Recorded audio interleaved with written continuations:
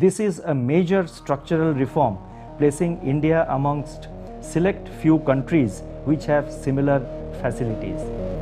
एक ऐसी इन्वेस्टमेंट जहां पर आपका कैपिटल 100% सिक्योर है, टिकट साइज भी बहुत छोटा है, सब लोग अफोर्ड कर सकते हैं एंड आप उससे हर साल इंटरेस्ट की इनकम का लुफ्त उठा सकते हो। मैं बात कर रहा हूँ आरबीआई की रिटेल डायरेक्ट स्कीम के बारे में, जो सरकार का एक बड़ा ही रीसेंट इनिशिएटिव है, जिसके थ्रू आप एक रिटेल डायरेक्ट गिल्ट अकाउंट बनाकर सरकार के यानी गवर्नमेंट बॉन्ड्स में इन्वेस्टमेंट कर सकते हो। बट प्रॉब्लम यह है कि मुझे ये समझ नहीं आ रहा कि ये मांगा किसने था, क्योंकि ऊपर से सब कुछ बढ़िया लग रहा है, बट इसको डीपली एनालाइज करना हमारा काम है एंड इसीलिए मैं आपको इसके फायदे बताऊंगा, नुकसान बताऊंगा बड़े विस्तार में एंड फाइनली आपको ये समझाने की कोशिश करूंगा कि क्या आपको 100% गारंटी वाला रिटर्न किसी दूसरे प्रोडक्ट में मिल भी सकता है जो शायद इससे ज्यादा रिटर्न दे आपको। बट उसके लिए आपको वीडियो पूरा देखना पड़ेगा। Welcome back to the channel, this is money minded Mandeep and अगर आपको हमारा काम अच्छा लगता है तो प्लीज सब्सक्राइब के साथ साथ लाइक का बटन जरूर दबाना, ताकि यूट्यूब एल्गोरिदम को ये समझ आए कि हम अच्छे वीडियोस बनाते हैं, 4 लोगों को और दिखा देगा, भला हो जाएगा।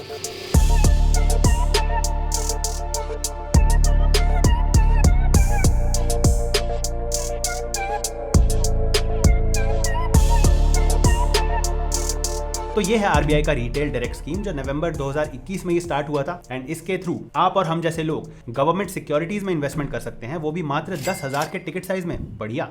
तो अब फाइनली हम बॉन्ड्स को 2 तरीके से खरीद पाएंगे। एक तो प्राइमरी मार्केट, जैसे शेयर्स में आईपीओ होता है, वैसे ही जब सरकार पहली बार अपने बॉन्ड इशू करेगी तो आप उस इशू में बिड कर सकते हो। और दूसरा सेकेंडरी मार्केट, ये वाला एक्सेस हमारे पास पहले नहीं होता था। इसे बोलते हैं NDSOM यानी नेगोशिएटेड डीलिंग सिस्टम, जो कि एक इलेक्ट्रॉनिकली ऑर्डर मैचिंग सिस्टम है, ओन्ड बाय आरबीआई, बट इसका एक्सेस अब से पहले सिर्फ बैंक्स और इंस्टीट्यूशंस के पास था। तो हमारे लिए यानी रिटेल इन्वेस्टर्स के लिए प्रॉब्लम थी कि हम GSEC यानी गवर्नमेंट सिक्योरिटीज खरीद तो लें, बट अगर वो 40 साल की मैच्योरिटी वाला है तो फिर होल्ड करना पड़ेगा, बीच में बेच नहीं पाएंगे। बट अब दोनों चीजें पॉसिबल है, खरीद भी सकते हैं और सेकेंडरी मार्केट में इसको बेच भी सकते हैं। और ये इन्वेस्टमेंट करने के लिए आपको खोलना पड़ेगा एक रिटेल डायरेक्ट गिल्ट अकाउंट। वो आराम से खुल जाएगा, जैसे अपन आधार, पैन और ये सब अपलोड करते हैं, KYC करते हैं, उसके बाद आपका अकाउंट एक्टिवेट हो जाएगा। तो इस अकाउंट से आप मेनली 4 चीजें खरीद सकते हो। Number 1, treasury bills. ये होता तो गवर्नमेंट सिक्योरिटी ही है, बट इसकी मैच्योरिटी 365 डेज से नीचे होती है। Number 2, government of India dated securities यानी गवर्नमेंट सिक्योरिटीज, शॉर्ट में बोले तो GSEC। इनकी मैच्योरिटी काफी लंबी होती है, 40 साल तक के भी हो सकते हैं। Number 3, state development loans. इनकी मैच्योरिटी भी लंबी होती है, बट 10 साल के अराउंड मान सकते हो। और नंबर 4, SGBs यानी सॉवरेन गोल्ड बॉन्ड्स, जिसके ऊपर ऑलरेडी एक धांसू वीडियो मैंने बनाया है एंड अगर आपको सिर्फ SGB में इन्वेस्ट करना है तो वो आप ऐसे भी कर सकते हो, उसके लिए स्पेशली अकाउंट बनाने का पेन लेना नहीं चाहिए। अब बात कर लेते हैं इसके कुछ खास बेनिफिट्स की जो बाकी जगह अवेलेबल नहीं है। Number 1, no credit risk. अगर आपने कोई भी सरकार का बॉन्ड खरीदा है तो सरकार की उस पर एक गारंटी है, सरकार आपका पैसा कभी डिफॉल्ट नहीं करती। हाँ, सरकार डूब जाए वो बात अलग है। नंबर 2 है टिकट साइज। पहले ये बहुत ज्यादा था, बट क्योंकि ये स्कीम ही रिटेल इन्वेस्टर्स के लिए बनाई है तो टिकट साइज घटाकर कर दिया है 10,000 एंड उसके मल्टीपल्स में आप इसमें इन्वेस्टमेंट कर सकते हो। नंबर 3 है एक्सेस टू सेकेंडरी मार्केट। अगर आपको नहीं होल्ड करना है 40 साल तक, या फिर ये कह लो कि मार्केट में इंटरेस्ट रेट्स गिर चुके हैं और आप वाला जो बॉन्ड है जिसका हाई इंटरेस्ट रेट अभी भी आप एंजॉय कर रहे हो, उस बॉन्ड के प्राइसेस सेकेंडरी मार्केट में बढ़ चुके हैं और आपको उसको प्रॉफिट में बेचना है, तो अब आप बेच सकते हो। और बाय डिफॉल्ट जब आपका अकाउंट खुलेगा तो आपको प्राइमरी मार्केट वाला विंडो ही दिखेगा। सेकेंडरी मार्केट का एक्सेस लेने के लिए आपको एक बार यहां पर NDSOM जो टॉप राइट कॉर्नर में है, यहां पर अप्लाई करना है। ये 1 टाइम प्रोसेस है, आपकी रिक्वेस्ट अप्रूव होने के बाद आप सेकेंडरी मार्केट आराम से एक्सेस कर सकते हो। और लास्ट बेनिफिट है चार्जेस। यहाँ चार्जेस है ही नहीं, अकाउंट आपका आरबीआई मेंटेन करेगा। यहाँ पर कोई अकाउंट ओपनिंग फी है नहीं, कोई मेंटेनेंस फी नहीं है, बस एक लंबी चौड़ी सी एप्लीकेशन है। एक बार अकाउंट अप्रूव हुआ उसके बाद इन्वेस्टमेंट चालू। अब बारी है कॉन्स की, जिसके लिए पूरा वीडियो बनाने की जरूरत पड़ रही है। सबसे पहला कॉन है लो इंटरेस्ट रेट्स। अगर जो इश्यूज अभी ओपन है मैं उसमें चेक करूं तो यहां पर 4 GSECs दिख रहे हैं और लोएस्ट इंटरेस्ट रेट है 4.5% का, हाईएस्ट है 7.1% का। और जो इंडिकेटिव यील्ड है, जो मैंने आपको ऑलरेडी काफी बार बताया है कि जब भी आप डेट प्रोडक्ट्स में इन्वेस्टमेंट करते हो तो कूपन रेट नहीं, आपको यील्ड टू मैच्योरिटी पे फोकस करना चाहिए, यानी वो वाला रिटर्न जो आपको मिलने वाला है इन्वेस्टमेंट करने के बाद, अगर आप अपना इन्वेस्टमेंट मैच्योरिटी तक होल्ड करते हो तो वो है 5.3% से लेकर 7.4% तक। इंटरेस्टिंगली सरकार की एक और योजना है जो इसी रिटेल डायरेक्ट स्कीम के कंपटीशन में है और उसे हम प्यार से बोलते हैं सेक्शन 80C की 1.5 लाख वाली इन्वेस्टमेंट, जिसमें आप EPF में इन्वेस्टमेंट कर सकते हो, PPF में कर सकते हो, सुकन्या समृद्धि योजना में कर सकते हो, NPS में कर सकते हो एंड कुछ और भी चिंटू मिंटू स्कीम्स हैं जो अभी पॉपुलर नहीं है। और इन स्कीम्स में स्पेशली EPF पीपीएफ और सुकन्या समृद्धि योजना में जो इंटरेस्ट रेट्स हैं वो सरकार के गवर्नमेंट बॉन्ड से ज्यादा हैं। मोर इंटरेस्टिंगली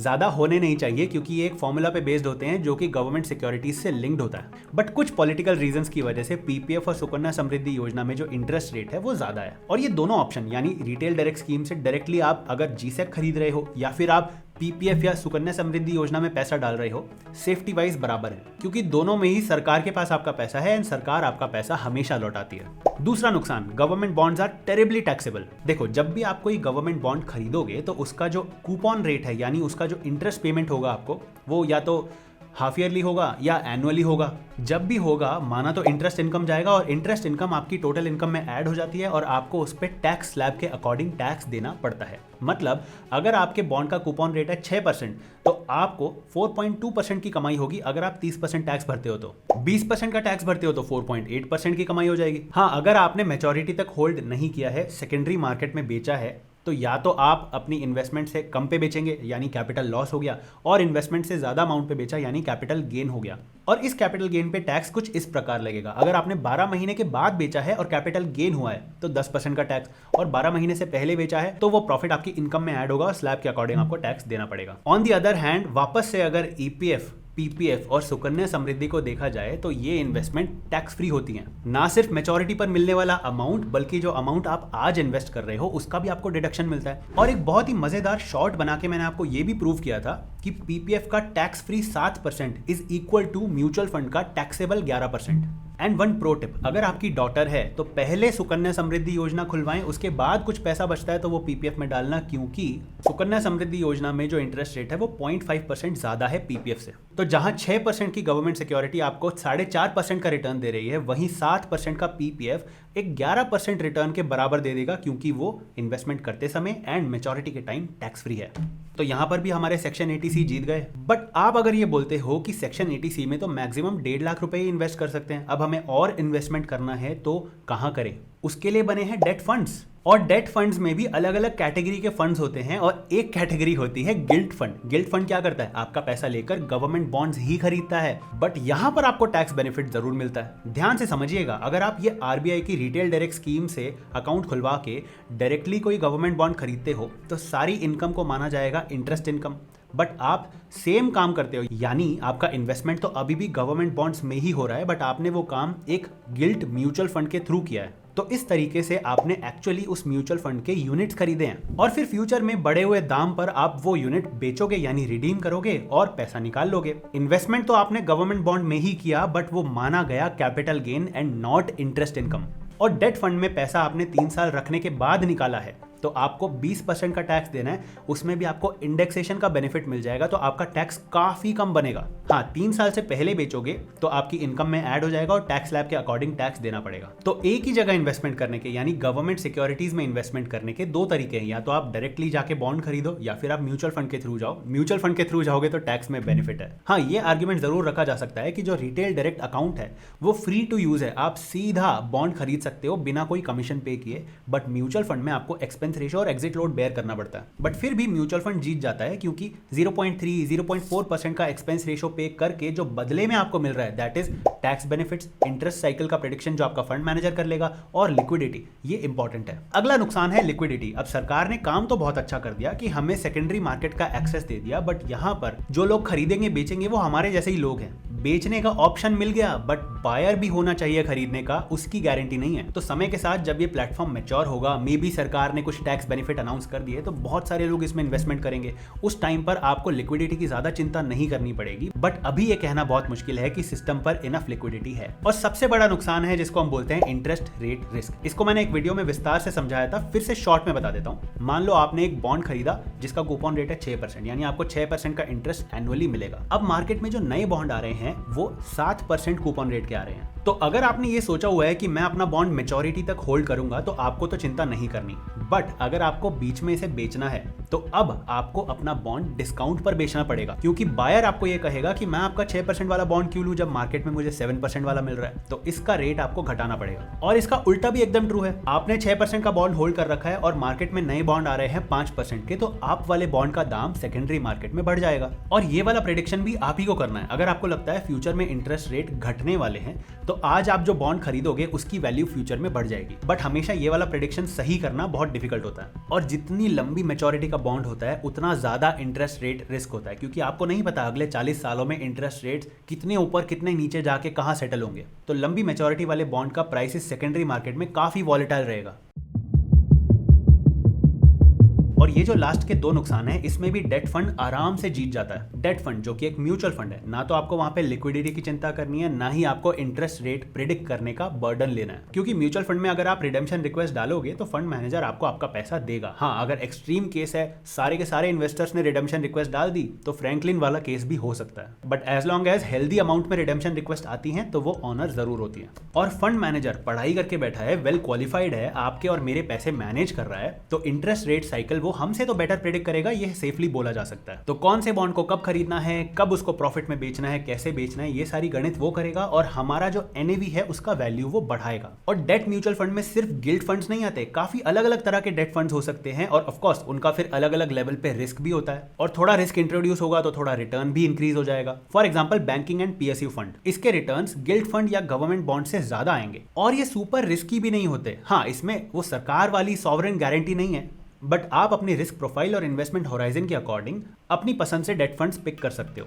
और बेस्ट डेट फंड्स कैसे पिक करते हैं, इस पर हमने एक बहुत ही धांसू वीडियो बनाया था, वो वीडियो आज भी उतना ही इंपॉर्टेंट है। तो डेट म्यूचुअल फंड अगर आपको चूज करना है तो पहले वो वीडियो जरूर देखना। और इन्वेस्टमेंट करने के लिए आप डाउनलोड कर सकते हो one of the best mutual fund apps, that is Kubera. इसको मैं पर्सनली भी यूज करता हूँ, आपको काफी बार दिखाया भी है। फ्री टू यूज है, only direct mutual fund plans available है। टैक्स हार्वेस्टिंग जिस पर हमने एक वीडियो ऑलरेडी बनाया है, वो भी इसी ऐप में होता है। तो आपको ऑटोमेटिकली पता चल जाएगा कि कब और कितना long term capital gain realise करके आप अपना टैक्स हार्वेस्टिंग कर सकते हो। अगर आपको टैक्स हार्वेस्टिंग पता ही नहीं है तो उस वीडियो का लिंक भी मैं आपको दे दूंगा। और सबसे बड़ा रीजन क्यों मैं ये ऐप सालों से यूज कर रहा हूं, क्योंकि इसमें जीरो डिस्ट्रैक्शंस है।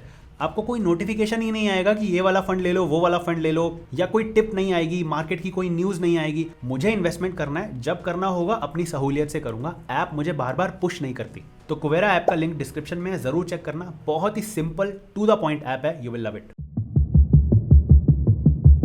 अब ऐसा नहीं है कि इसके इतने नुकसान बता दिए तो कोई भी इसमें इन्वेस्ट ना करे। ऑफ कोर्स इसके लिए भी एक राइट ऑडियंस जरूर है, बट उसके लिए आपको अपनी रिक्वायरमेंट देखनी पड़ेगी और कुछ चीजें चेक करनी पड़ेगी। आपने ईपीएफ कर लिया, पीपीएफ कर लिया, सुकन्या समृद्धि योजना कर लिया, इन शॉर्ट 1.5 लाख रुपए आपने इन्वेस्ट कर लिए हैं। अब आपको एक्स्ट्रा अमाउंट इन्वेस्ट करना है। और डेट फंड में भी आपने इन्वेस्टमेंट कर लिया, या फिर आपकी रिक्वायरमेंट कुछ अलग ही है। ये जो एटीसी वाले इन्वेस्टमेंट्स हैं और जो डेट फंड्स हैं, ये कंपाउंडिंग इन्वेस्टमेंट्स है। लंबे टाइम के लिए इन्वेस्टमेंट करोगे तो आपका पैसा तेजी से ग्रो करेगा। बट जो ये रिटेल डायरेक्ट स्कीम वाले बॉन्ड्स हैं जो आप खरीदोगे, ये कंपाउंडिंग इन्वेस्टमेंट्स नहीं है, ये इनकम जनरेटिंग प्रोडक्ट्स हैं। आपने लाख रुपए का इन्वेस्टमेंट कर दिया, 6% का आपको इंटरेस्ट आएगा, यानी हर साल 6,000 रुपए का इंटरेस्ट आपको आएगा। तो ऐसा प्रोडक्ट यूजुअली रिटायर्ड लोगों के काम आता है। इसमें लॉक इन पीरियड का ज्यादा झंझट है नहीं, क्योंकि सेकेंडरी मार्केट का एक्सेस है। रिस्क वाला पंगा नहीं है, क्योंकि सरकार की गारंटी है। तो आपके पास चाहे कितना भी बड़ा कैपिटल हो, अगर आप एक बार में सारा भी इन्वेस्ट करते हो तो आपको टेंशन नहीं आएगी, और उस पैसे से आप रेगुलर इनकम कमा के अपने घर के खर्चे चला सकते हो। हाँ, बट सारा का सारा पैसा मत डाल देना, क्योंकि फ्यूचर में इंटरेस्ट रेट्स बढ़ गए तो आपको फिर अपने बॉन्ड्स लॉस में बेचकर पैसा निकालना पड़ेगा। तो ये थोड़ा बहुत इंटरेस्ट रेट का प्रेडिक्शन आपको फिर भी करना पड़ेगा, बट यस, रिटायर्ड लोगों के लिए काफी अच्छा ऑप्शन हो सकता है। टैक्स तो आपको फिर भी देना पड़ेगा, बट आप अगर इसको इनकम जनरेटिंग प्रोडक्ट से कंपेयर करोगे तो ये सेफेस्ट निकल कर आएगा। एफडी से ज्यादा रिटर्न भी दे रहा है, तो उस हिसाब से बुरा इन्वेस्टमेंट नहीं है। बट आपकी अगर रिक्वायरमेंट पैसे को बढ़ाना है, एसेट एलोकेशन है, थोड़ा बहुत पार्ट डेट में रखना है, तो फिर ये इन्वेस्टमेंट आपके लिए नहीं है। पहले आप अपना पीपीएफ, ईपीएफ और सुकन्या समृद्धि योजना एग्जॉस्ट करो, फिर कुछ बचता है तो आप डेट फंड्स में डाल सकते हो। थोड़ा ज्यादा रिस्क लेना है तो कॉर्पोरेट बॉन्ड्स भी हैं, बट आज का वीडियो पूरा एक नो क्रेडिट रिस्क वाले इन्वेस्टमेंट पर है, तो उसके बारे में बात नहीं करते हैं। तो इसी के साथ ये वीडियो होता है समाप्त। आपसे मिलता हूं बहुत ही जल्द एक और नए वीडियो में। तब तक के लिए आप चैनल को जरूर सब्सक्राइब करना, बेल आइकन दबाना, एंड कुबेरा ऐप का लिंक डिस्क्रिप्शन में दिया है, चेक करना।